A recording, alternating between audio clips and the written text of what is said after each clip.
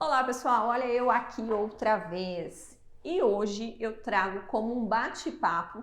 Será que eu sei combinar os equipamentos corretos para o meu sistema solar fotovoltaico off-grid?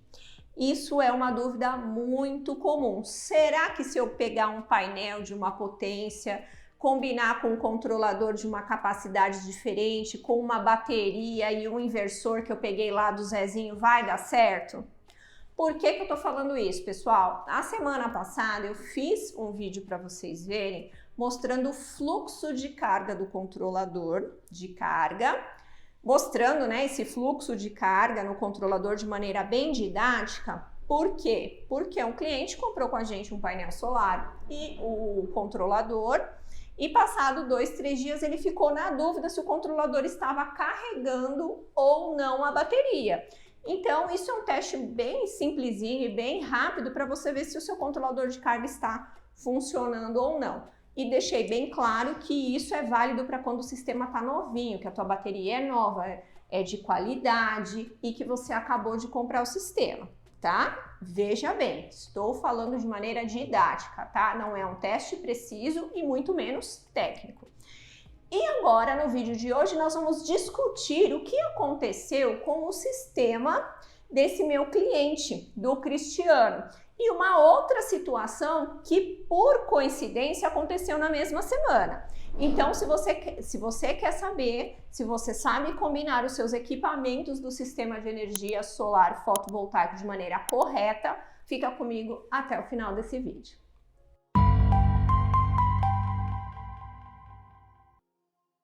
No caso do cliente Cristiano, o que aconteceu foi o seguinte, tá? Ele comprou conosco uma placa Resum de 100 amperes e um controlador de carga de 20 amperes. E não falou nada sobre dimensionamento, sobre bateria, nada. Comprou 2 equipamentos e cabo, conector, essas coisinhas, né? Passado alguns dias, talvez uma semana, ele entrou em contato com a nossa equipe e falou assim, olha, o controlador de carga não está funcionando, ele não está carregando a bateria. E aí, para que a gente pudesse se certificar, a gente perguntou para ele como que ele estava usando o sistema, o que ele estava usando, né? E pediu para que ele gravasse um vídeo do controlador de carga, né? Só que às vezes o cliente, na hora de gravar o vídeo, ele não consegue gravar de uma maneira que nós consigamos entender. Mas quando ele mandou a mensagem para nós, nós já entendemos que tinha algo errado no sistema. Por quê? Ele estava com uma placa de 100, esse controlador de carga, uma bateria de 60 amperes e um inversor senoidal de 1000 watts, tá? Então, sem pensar em dimensionamento, sem nada, eu já comecei a entender por que talvez a bateria dele não estivesse carregando adequadamente, tá? E aí nós vamos abrir aqui uma discussão, tá? Às vezes eu sou bem chata nessa questão e repetitiva nos meus vídeos quando eu falo para vocês que o sistema solar fotovoltaico off-grid, ele não depende apenas da qualidade dos seus equipamentos, ele depende também de um bom dimensionamento. Por quê? Porque você não tem para onde correr. O que é um sistema equilibrado? Um sistema fotovoltaico equilibrado off-grid, ele tem que estar muito bem calculado, considerando consumo e perdas e geração. É isso que vai fazer a balança. Então, sem pensar nas cargas de consumo do cliente, só analisando esse mix de equipamento que ele pegou, uma placa de 100, controlador de carga, uma bateria de 60 amperes e um inversor de 1000. Então, vamos lá, pessoal. Questão da bateria. A bateria, ela não pode ser nem muito grande para o sistema, nem muito grande que o painel não consiga carregá-la, e nem muito pequena para que haja desperdício de energia, certo? Então, todo o sistema é calculado de trás para frente. Eu não compro primeiro os equipamentos e depois coloco as cargas. Não, eu planejo as minhas cargas, tá? Minhas cargas, calculo o meu consumo para eu entender qual é o meu consumo. Aplico as perdas do sistema e a partir daí eu faço o cálculo do painel solar, né? Então eu calculei lá quantos painéis solares e qual arranjo que eu vou fazer. Com base no meu painel solar, eu vou calcular a capacidade do controlador de carga, né? E com base no consumo corrigido, mais taxa de descarga da bateria, recarga da bateria e dias de autonomia, eu dimensiono o meu banco. Para quê? Para que ele funcione adequadamente nos dias que eu também quero que ele funcione, em caso de dias chuvosos, nublados, enfim, né? E também considerando a vida útil que eu quero ter na minha bateria. E o inversor, ele é dimensionado em cima das cargas de corrente alternada. Se tem pico de partida, qual que é o tipo de carga, tá? Então, veja, é um cálculo que é feito de trás para frente. Contudo, nós não sabíamos o que o cliente ia usar. Então, só analisando essa situação da montagem do sistema, eu já praticamente pude entender por que talvez o sistema não tivesse dado certo. Veja, quando eu tenho uma bateria de 60 amperes e um inversor de 1000 watts, para mim isso já está incompatível e vamos entender por quê.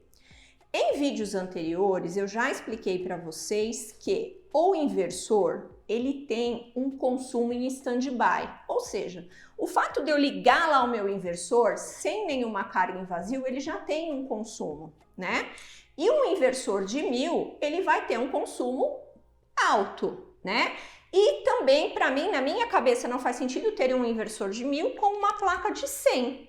A não ser que o cara esteja fazendo um sistema que ele vai usar talvez uma vez por semana e os outros 6 dias vai ficar carregando. Mas aí não vai fazer sentido ele ter uma bateria tão pequena, porque ele precisaria, nesse caso, ter uma armazenagem maior, né? Então as coisas começam a não fazer sentido. Então vamos discutir a questão do inversor. A marca do inversor dele eu não conheço, tá? Mas, pensando nos inversores que eu trabalho, eu peguei aqui o exemplo do inversor usina de 1000 watts senoidal. No manual do fabricante, ele fala o seguinte: para um funcionamento correto, a cada 100 watts de saída do inversor, recomendamos 10 ampere-hora de bateria, no mínimo. Ou seja, se eu tenho um inversor de 1000 watts, eu preciso de um banco de baterias no mínimo de 100 amperes. Então aí já está o primeiro erro, tá? Segunda coisa que eu constatei, o cliente tem uma placa de 100 watts, uma bateria de 60 e um inversor de 1000. Qual é o consumo em vazio desse inversor de 1000? Veja, gente, eu não estou falando do dimensionamento das cargas, eu só estou falando do consumo do inversor, tá?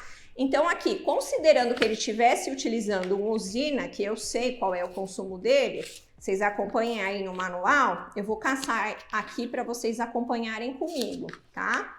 Então, vamos para a segunda informação.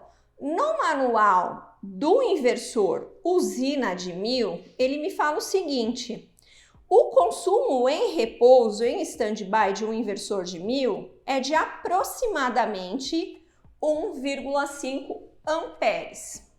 Então, eu tenho que considerar que esse inversor em vazio já vai me consumir 1,5 amperes.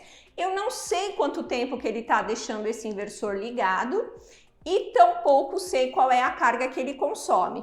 Mas imagine o seguinte, ele está com a plaquinha de 100. Se eu olhar o datasheet da minha plaquinha de 100, nós vamos chegar à seguinte informação, olha lá, resumo de 100. Fazendo uma continha bem didática, sem considerar perdas nem nada, a plaquinha de 100 vai me dar lá, próximo do horário do meio-dia, que é na melhor situação, 5,75 amperes. Se eu pegar lá, didaticamente, 5,75 e multiplicar por 5, que é a média nacional de irradiação, essa placa vai gerar, em média, 28,75 amperes para o meu banco de baterias, tá? Sem considerar consumo nenhum e pegar esse 1,5 de repouso e considerar que esse meu inversor ficou 7 horas ligados, eu já vou ter aí sem considerar nenhum equipamento funcionando, 10,5 amperes de perdas, de consumos desse inversor para essa bateria, né?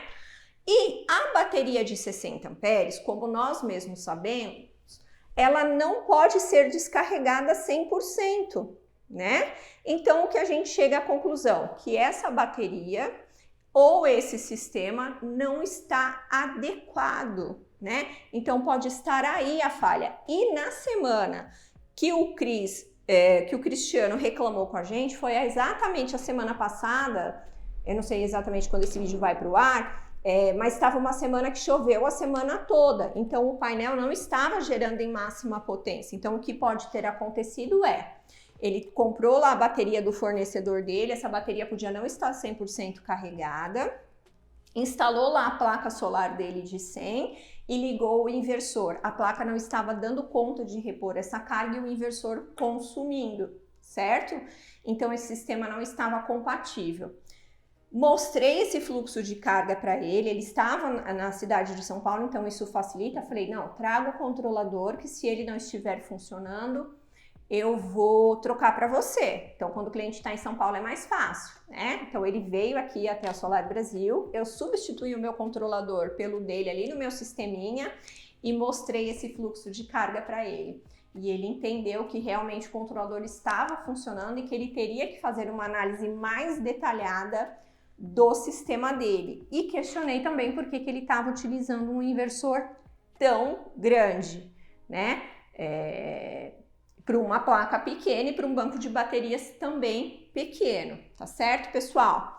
Então, o que eu quero mostrar para vocês não adianta você comprar os equipamentos do seu sistema no achismo. Comprei uma placa de 100, vou comprar um controlador de 20, vou botar uma bateria de 50 e vou botar um inversor de 2.000. Gente, montou o sistema fotovoltaico sem fazer o dimensionamento e sem ter uma lógica, o sistema não vai funcionar. Talvez ele funcione aí por 2, 3, uma semana, 1, 2 dias ou talvez uma semana, mas ele vai falhar, tá? Então nós ajustamos lá para que ele entendesse essa lógica.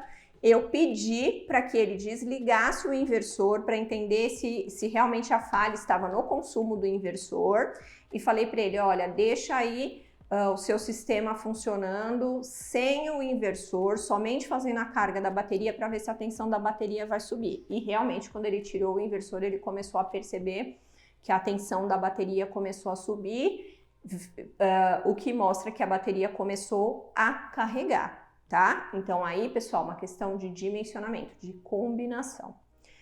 Na mesma semana, entrou em contato comigo um cliente querendo comprar uma placa de 160 watts, tá? Uma placa de 160 watts. E aí, passamos o orçamento, a cotação, tudo certinho, e ele comentou com a gente a seguinte situação. Eu estou comprando essa placa porque eu tenho aqui um inversor de 4.000 watts e uma bateria de 50 amperes, e aí eu quero montar um sisteminha aqui para funcionar. Eu tenho um controlador de carga aqui também de 100 amperes, e eu acho que vai dar certo. E aí eu questionei ele, falei, então, mas aí o senhor tem uma bateria de 50 amperes, né? Um inversor de 4.000 watts, tá querendo colocar uma plaquinha de 160? Gente, seguindo esse raciocínio que eu falei para vocês, basicamente, esse sistema vai ficar para manter o inversor ligado e logo vai falhar. Porque lembra do cálculo que a gente fez? Sem pensar em dimensionamento, tá? Instruções do fabricante de quantidade mínima de bateria. Para cada 100 watts de inversor, eu preciso ter 10 ampere-hora de bateria no mínimo. Então, se eu tenho um inversor de 4.000 watts, eu preciso ter um banco de bateria de 400 ampere-hora. Veja bem, ele tem uma bateria de 50. Qual é a chance de uma placa de 160 fazer esse sistema funcionar? Não vai funcionar, né? Então não adianta nem vender, porque isso vai te dar pós-venda. É preferível que você explique primeiro para o cliente por que ele quer usar um inversor de 4.000 watts, o que ele vai utilizar, por quantas horas ele vai utilizar e readequar esse dimensionamento para ele. e muitas vezes, se ele não for utilizar a demanda do inversor de 4.000, tirar esse cara fora e adequar o inversor que vai atender o dimensionamento dele, porque às vezes o que ele vai utilizar de equipamento, realmente uma plaquinha de 160 atenda, né? E aí você vai adequar o quê? O banco de baterias e o inversor, né? A conta pra gente, pessoal, eu já sei que para uma placa de 160, mesmo sem saber o dimensionamento, uma placa de 50 já não é o suficiente, tá? Pode até ser numa situação emergencial, mas para que você garanta lá a descarga correta da bateria, a recarga correta dela e a vida útil, é um banco pequeno para essa placa solar, tá? Quando a gente fala de bateria de 50 amperes, a gente está falando aí de trabalhar com placa solar de 50 watts, de 30 watts, tá, pessoal? Mas isso está muito vinculado ao quê? Ao dimensionamento.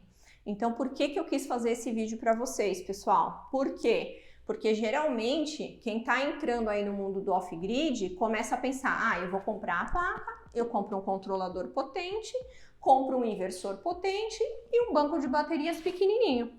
E não é bem assim que funciona. A gente tem que pensar de trás para frente. Vou planejar o meu sistema de energia solar. O que eu quero fazer ele funcionar? Vamos anotar aqui, ó, consumo, né? Potência do equipamento vezes número de horas, quais são as perdas que eu tenho? Em que local vai ser feita a minha instalação?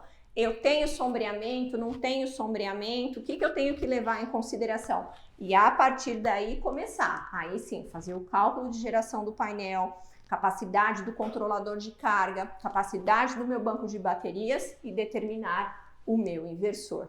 Aí sim dá bom, tá bom? Agora, fazer a coisa meio que assim não dá certo e aí acontecem as falhas, tá? E é essa conscientização que nós precisamos ter para que os sistemas funcionem de maneira adequada e que vocês acreditem no funcionamento do sistema, porque às vezes a falta dessa informação leva o consumidor a crer que o sistema off-grid não funciona. E ele funciona assim, tá? Funciona muito bem, desde que bem dimensionado. Bom dimensionamento, equipamentos bons, instalação bem feita, não tem por que dar ruim. Beleza, pessoal? Era isso que eu queria falar com vocês nesse vídeo. Um beijo e espero vocês no próximo vídeo. Já deixa seu like, se inscreve no canal, ativa as notificações e manda esse vídeo lá para aquele seu amigo que fica procurando plaquinha solar para comprar e não sabe nem como é que vai montar o sistema, para ver se ele fica esperto e pede ajuda para montar esse sistema, tá bom?